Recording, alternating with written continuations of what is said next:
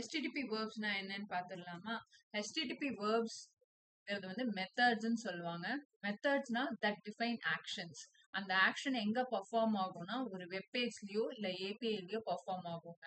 So இந்த மெத்தட்ஸ் என்னென்ன இருக்குன்னு பார்த்துடலாமா? Get, post, put, delete, patch, options. So கெட்னா நான் இங்க கிவ் மீ சம்திங் சொல்லியிருக்கேன். ஸோ கிவ் மீ சம்திங்னா get helps us to retrieve data from a server. இது வெறும் டேட்டாவை தான் சர்வர்ல இருந்து எடுத்துட்டு வரும். Does not modify anything. எதுவுமே மாடிஃபை பண்ணாது, எதுவும் டெலீட் பண்ணாது, எதுவும் பண்ணாது. வெறும் டேட்டா மட்டும் ரெட்ரீவ் பண்ணிட்டு வரும். அதான் get, give me something. So போஸ்ட்ங்கிறது வந்து create something new. Create something நியூனா sends data to create a new resource. அதாவது இப்போ வந்து ஒரு யூசர் வந்து ஒரு எம்ப்ளாயி ரெக்கார்டை வந்து கிரியேட் பண்ணணும், புதுசா கிரியேட் பண்ணணும்னா அப்போ போஸ்ட் மெத்தட் யூஸ் பண்ணணும். ஸோ கிரியேட் சம்திங் நியூ, இதுதாங்க போஸ்ட் மெத்தட்.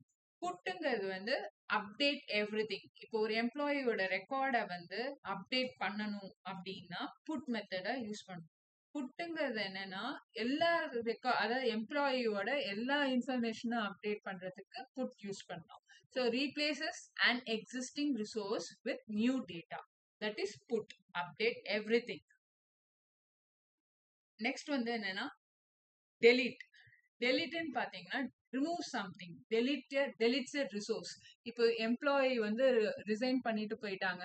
சாஃப்ட் டெலிட்டும் பண்ணலாம், இல்ல ஹார்ட் டெலிட்டும் பண்ணலாம். சாஃப்ட் டெலிட்ங்கிறது வந்து ஒரு ஸ்டேட்டஸை வந்து ஒரு எம்ப்ளாயோட ஸ்டேட்டஸை வந்து அப்டேட் பண்றது. ஆக்டிவ்ல இருந்து இன்ஆக்டிவ்க்கு கொண்டு போயிடுறது, இல்ல வந்து இன்ஆக்டிவ்ல இருந்து இல்ல ரிசைன் அப்படின்னு ஒரு ஸ்டேட்டஸ்க்கு கொண்டு போயிடுறது.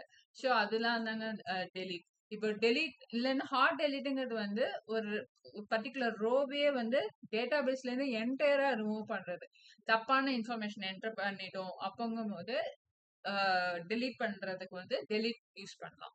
So deletes a resource. Next பாத்தீங்கன்னா பேட்ச், அப்டேட் சம்திங் ஸ்பெசிபிக்.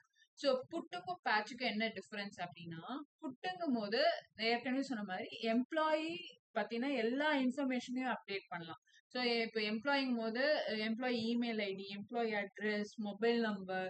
இப்போ வீடு ஷிஃப்ட் பண்ணிட்டாங்கன்னா அட்ரஸ் மாத்திக்கலாம், இல்ல மொபைல் நம்பர் சேஞ்ச் பண்ணிட்டாங்கன்னா மொபைல் நம்பரையும் மாத்திக்கலாம். அட் அ டைம்ல நிறைய மோர் தேன் ஒன் ஆட்ரிபியூட்ஸ் வந்து அப்டேட் பண்ணிக்கலாம். That is put.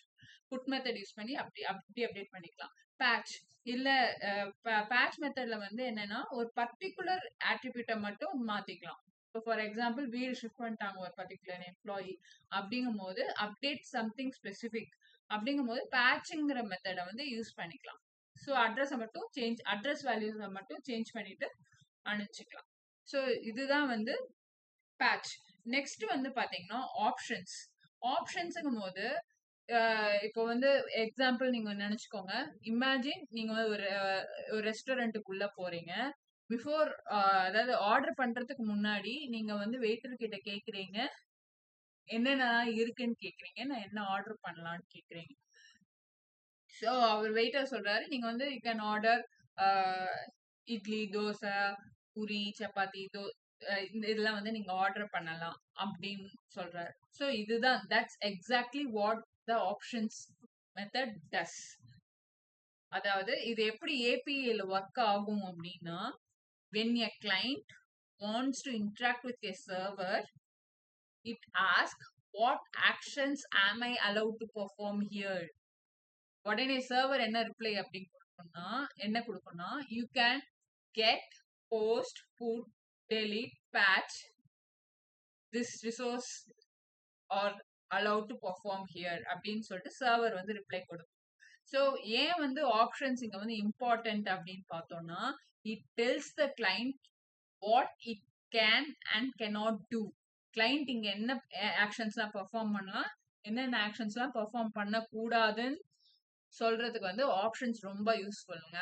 அப்புறம் இந்த ஆப்ஷன்ஸ்ங்கிற ஒரு மெத்தட் வந்து காஸ் அப்படிங்கிற ஒரு இதுல ஃபைல்ல வந்து யூஸ் ஆகும்.